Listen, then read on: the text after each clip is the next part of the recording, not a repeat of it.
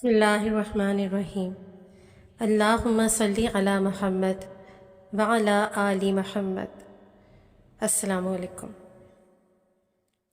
درود ابراہیمی پڑھیے، اس سے سمت نہیں راستے بدل جاتے ہیں، اور یہ حقیقت ہے، کیونکہ جب انسان زندگی کے موڑ پر کھڑا ہوتا ہے اور اسے ہر طرف اندھیرا دکھائی دیتا ہے تو وہ سمجھتا ہے کہ شاید اس کی قسمت کی سمت ہی غلط ہے، مگر حقیقت یہ ہے کہ بعض اوقات سمت نہیں بدلی جاتی بلکہ راستے بدل دیے جاتے ہیں، اور ان راستوں کو بدلنے والی سب سے بڑی روحانی طاقت درود ابراہیمی ہے۔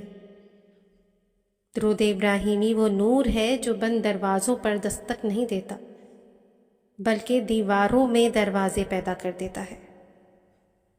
یہ وہ ذکر ہے جو تقدیر کے کاغذ پر لکھی سطروں کو روشنی میں بدل دیتا ہے۔ درود ابراہیمی صرف الفاظ نہیں ہے یا الفاظ کا مجموعہ نہیں ہے، بلکہ یہ تو محبت مصطفیٰ صلی اللہ علیہ وآلہ وسلم کا اعلان ہے۔ جب بندہ خلوص کے ساتھ درود پڑھتا ہے تو وہ اپنے دل کو نبی پاک صلی اللہ علیہ وآلہ وسلم کی بارگاہ میں پیش کرتا ہے، اور جب دل پیش ہو جائے تو پھر راستے خود بخود ہموار ہونے لگتے ہیں۔ جو کام سالوں سے رکے ہوتے ہیں وہ چند لمحوں میں آسان ہو جاتے ہیں، کیونکہ درود وہ دعا ہے جو رد نہیں ہوتی، یہ وہ عمل ہے جو عرش تک سیدھا پہنچتا ہے۔ قرآن پاک میں اللہ پاک فرماتا ہے کہ بے شک اللہ اور اس کے فرشتے نبی پاک صلی اللہ علیہ وآلہ وسلم پر درود بھیجتے ہیں۔ اس آیت کی روشنی میں جب بندہ درود پڑھتا ہے تو وہ ایک ایسی محفل میں شامل ہو جاتا ہے جہاں فرشتے بھی موجود ہوتے ہیں۔ سوچئے جب زمین کا ایک کمزور انسان آسمان کی اس بابرکت محفل میں شامل ہو جائے تو اس کی تقدیر کیسے نہ بدلے گی، اس کی مشکلات کیسے باقی رہیں گی۔ درود ابراہیمی دل کی ویرانی کو آباد کرتا ہے۔ یہ ذکر دل کے زنگ کو صاف کرتا ہے، روح کی تھکن کو اتارتا ہے اور ذہن کی الجھنوں کو سلجھاتا ہے۔ بہت سے لوگ کہتے ہیں کہ ہم نے سمت بدلنے کی بہت کوشش کی، شہر بدلا، دوست بدلے، کام بدلا، مگر حالات نہ بدلے، کیونکہ اصل تبدیلی راستوں کی ہوتی ہے، اور راستے بدلنے کا راز درود میں پوشیدہ ہے۔ اور پھر جب آپ کثرت سے درود ابراہیمی پڑھتے ہیں تو آپ کے ارد گرد کی فضا بدلنے لگتی ہے، گھروں میں سکون اترتا ہے، رزق میں برکت آتی ہے، اولاد میں خیر پیدا ہوتی ہے۔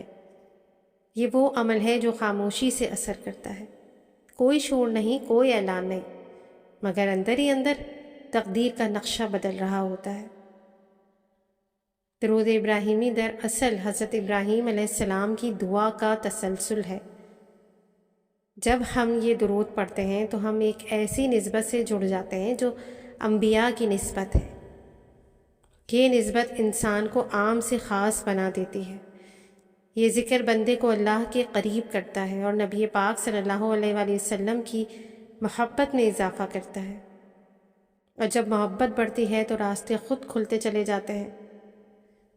اکثر لوگ دعا کرتے ہیں کہ مگر دل میں شک رکھتے ہیں، مطلب دعا تو کر رہے ہیں لیکن دل میں شک ہے کہ پتہ نہیں قبول ہوگی نہیں ہوگی، پتہ نہیں یہ ملے گا یا نہیں۔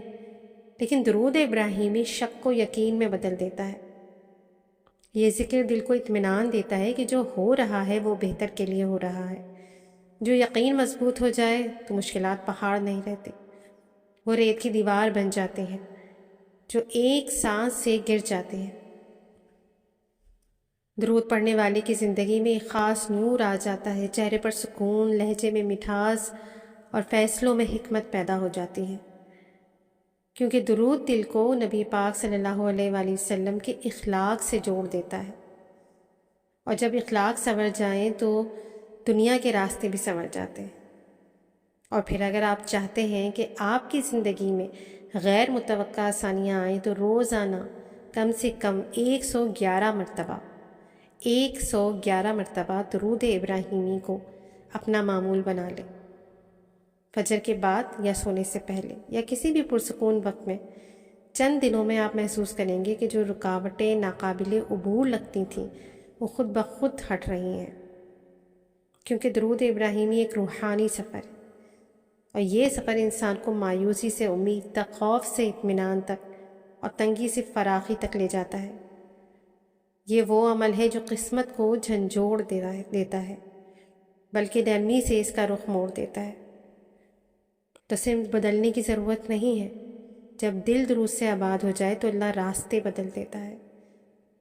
تو آئیے ہم سب درود شریف، درود ابراہیمی کی کثرت کرنے کی کوشش کرتے ہیں، اور اللہ پاک سے دعا کرتے ہیں کہ اللہ پاک ہمیں اس کی توفیق بھی دے اور کثرت کی بھی توفیق دے، اور پھر ہمیں اس کے تمام فیوز و برکات اور انوارات، کرامات ملے۔ آمین ثم آمین۔ جزاک اللہ خیر۔ اللہ حافظ۔